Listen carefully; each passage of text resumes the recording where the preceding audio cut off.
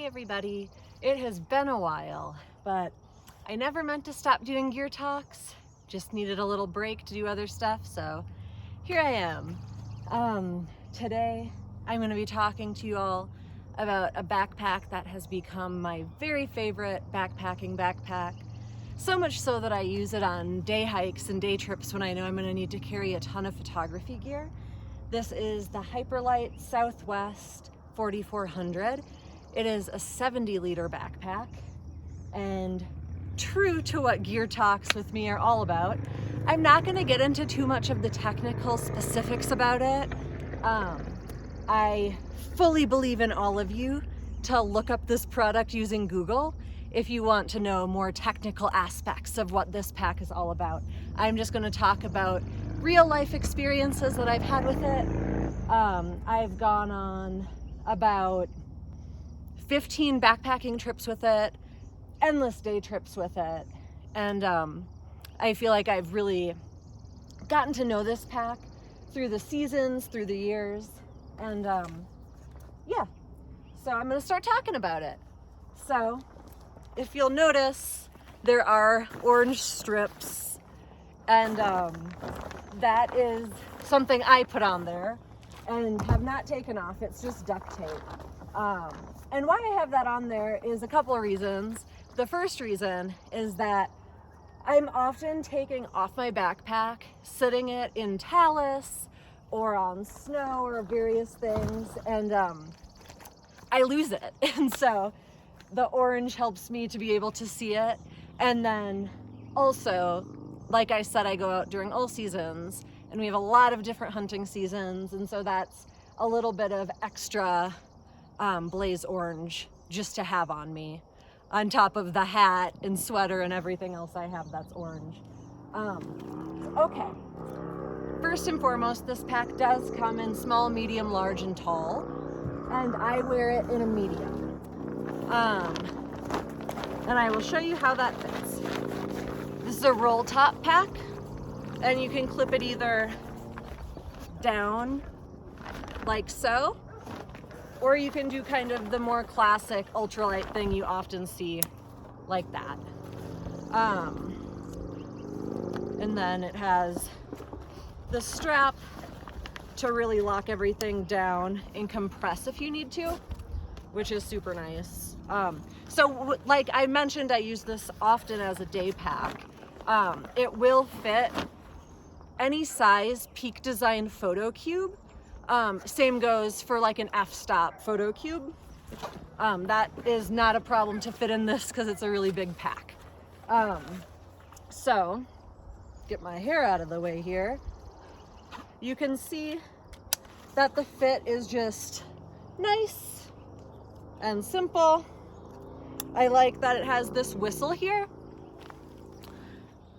At some point, a lot of companies started doing away with that whistle, and it's just such a simple little thing that makes a really big difference if you need it. So I always like it when packs have that.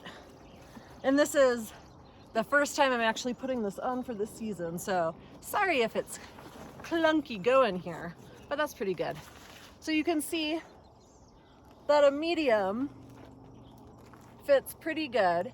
I've got about a 29-inch inseam, and I'm 5'6½". So I've got a pretty long torso, and the medium fits great.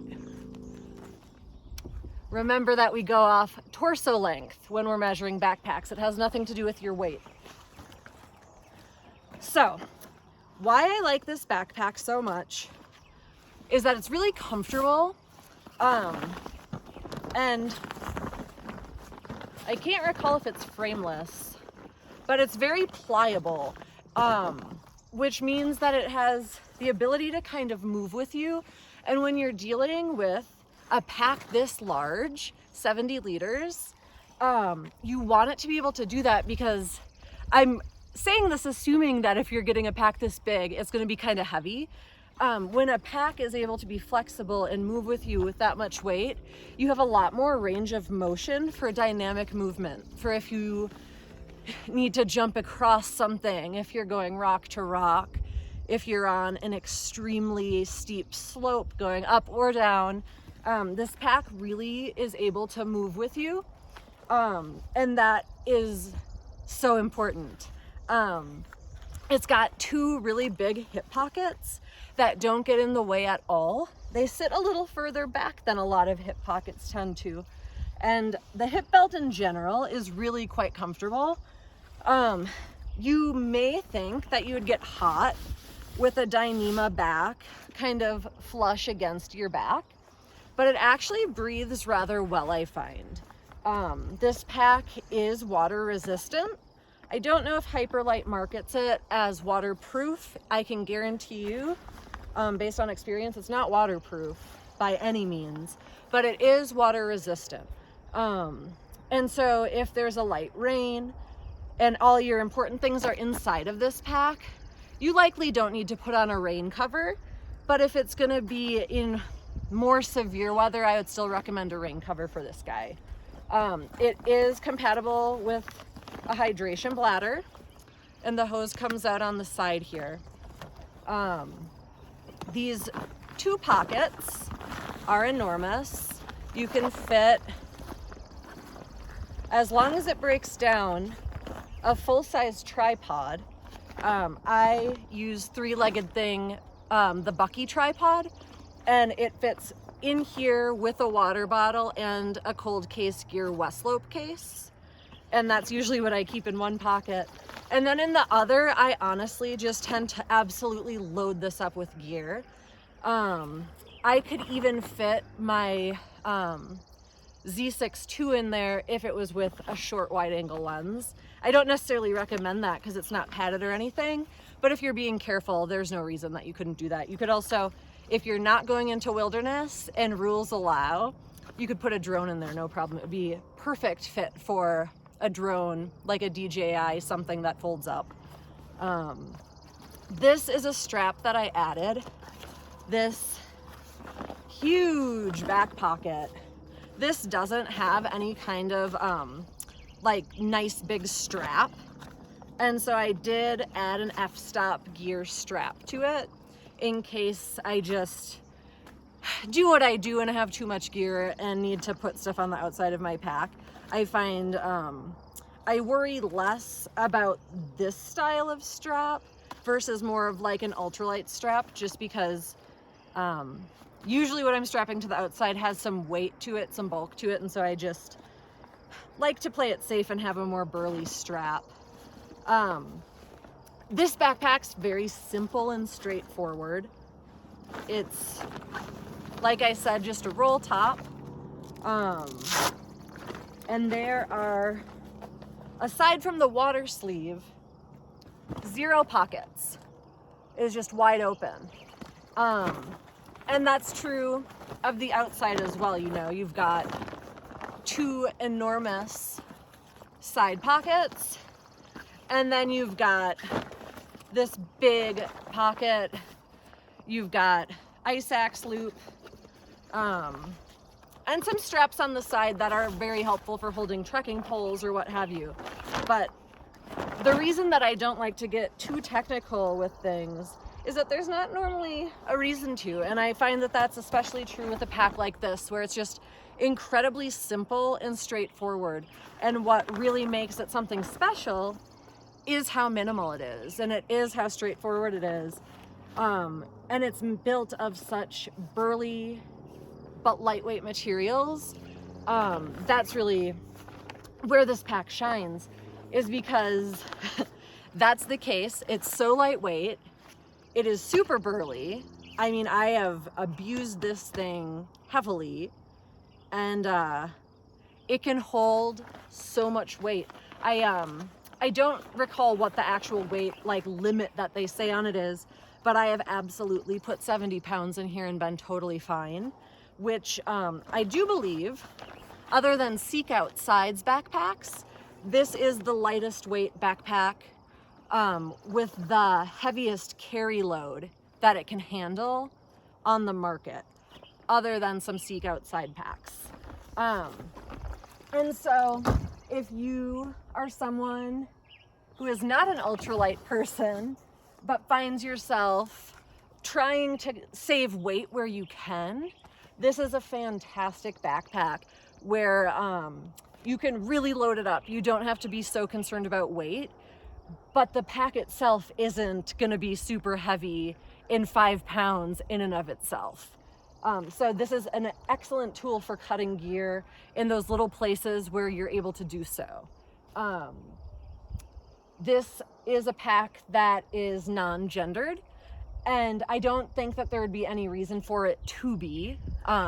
With some packs, I find there is a significant difference in fit between what they market to men and to women. But with Hyperlite packs, it's a lot more streamlined than that, and they make just a generally very comfortable product. So the things I don't like about this pack, I think maybe an extra compression strap, kind of like how I've added this f-stop strap, which it's totally fine because I've added that strap, but a compression strap across the front there would be kind of nice, especially if you're wanting to be taking this pack into tighter places to really help squeeze it down. That would be nice. But I mean, quite frankly, Hyperlite really knows what they're doing when it comes to what they do, which is minimal, super lightweight, super burly packs. And so there's really not a lot to complain about. Now, why I went with this backpack specifically when they make other packs as big is just the style of pockets and the simple design, the fact that there's not a ton of bells and whistles. I really appreciate that. I really appreciate just the very straightforward nature of this. And I know I keep saying that, and it's kind of what it comes down to. Hyperlite tends to have lifelong fans, lifelong customers. And that is because there's not a lot of bullshit. There's not a lot of frills. What you get is a high quality product every time. A product that has been tested and thought about before it is ever put out on the market. And Hyperlite doesn't have a lot of misses. And so while I'm certainly not like a huge Hyperlite person, the handful of items that I have by them, I tend to use the most consistently across the board. Where with other backpacks, other tents, I typically will use them for niche situations, where with my Hyperlite gear, just across the board, it's so well made and comfortable and reliable that you don't second guess if you're taking the right thing with you. And so, yeah, I think what really tends to make it hard for people to use Hyperlite gear is the price point. And that makes total sense. They are a very, very premium brand. Premium is a code word for extremely expensive, but hopefully very high quality.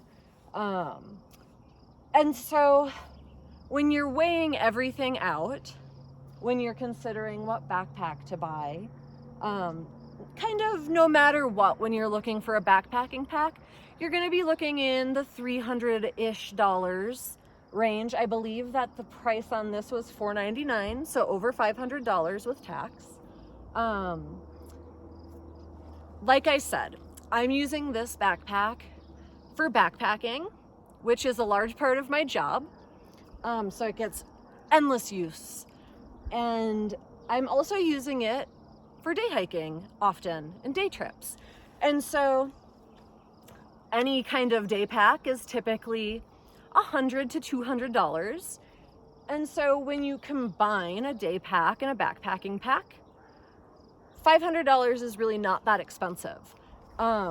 It's kind of what you would expect to pay for 2 backpacks, regardless.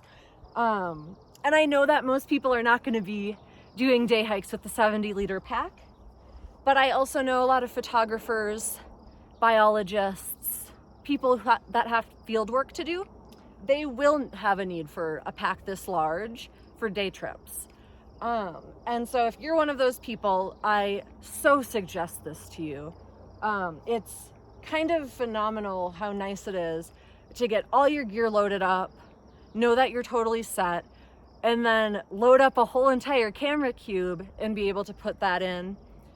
It's super nice. And you can buy photography backpacks, you can buy whatever Peak Design is throwing out, whatever F-Stop and Shimoda and all these companies are doing.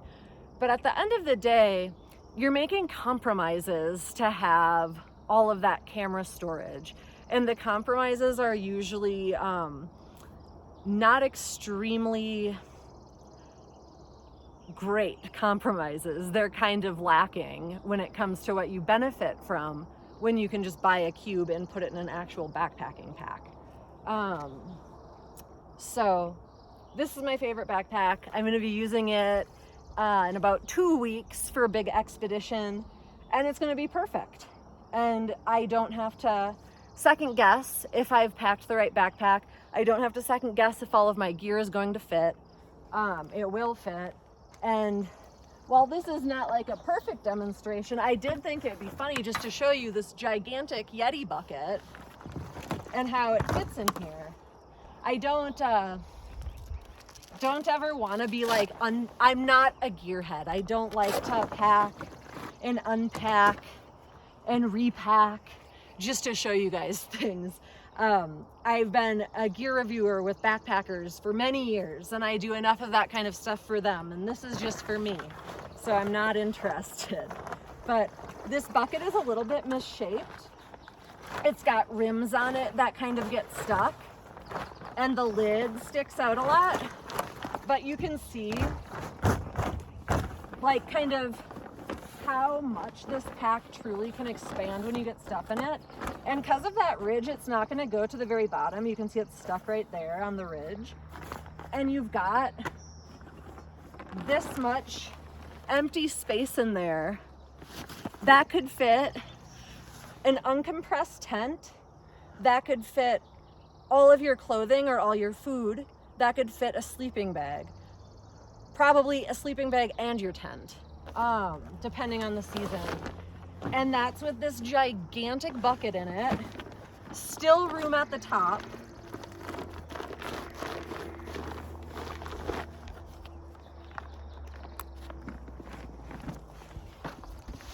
And I mean, it's a stupid example, but I think it's effective.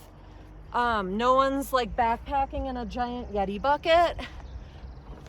But just to kind of show you how versatile this pack can be, because I mean, I guess some people might be, I mean, if you had like a giant bear canister or something, like you're still, and I don't even have the chest strap on, you're still getting that super prime time fit. The back is not doing anything uncomfortable. And so when you think about how cool that is, what that means, this should get lowered, I just don't think that there's a more versatile pack when it comes to not straightforward adventurers like myself, where you're going backpacking, you're doing some mountaineering, you're doing day hikes, but all the while you have a full-on photography or videography setup with multiple camera bodies and lenses and a tripod. And sometimes it's winter and you have all the things, but it still is winter, and so you need snowshoes or skis and you need an ice axe. And it's such a versatile pack is basically all I'm trying to say. And on top of being versatile, it fits awesome. It is super comfortable. It's oddly breathable. I don't know how it is, but it is. And it's just a quality build. So some of you don't know, but some of you obviously do know. My husband is an entrepreneur in the outdoor industry. And so we're kind of tapped into what goes on. And there's a lot of give us a piece of the pie kind of action, where people are putting out extremely cheap products with really, really good marketing. And so when we talk about premium gear, it can be tricky these days when people have such good marketing, but what they're putting out is actually in no way premium. Where with some brands that say that they're premium, they truly are. And what you pay for, it's gonna go a long way. It's gonna be a quality product. It's gonna be comfortable. The customer service is going to be helpful. And they're going to have a warranty that makes a lot of sense. And Hyperlite is the epitome of what a premium brand should be. I know that the price point is a killer for some people, and I totally understand that. But when you kind of break down your adventure styles with what you need in a backpack or backpacks, for a lot of us, it does make sense to spend that much to have one really great lifetime backpack. And for me, the Hyperlite Southwest 4400 is that backpack. And so if you are someone that carries a ton of gear and it gets really heavy and you're constantly out, I don't think that there's a backpack that I would feel more comfortable recommending across the board. So be sure to check it out.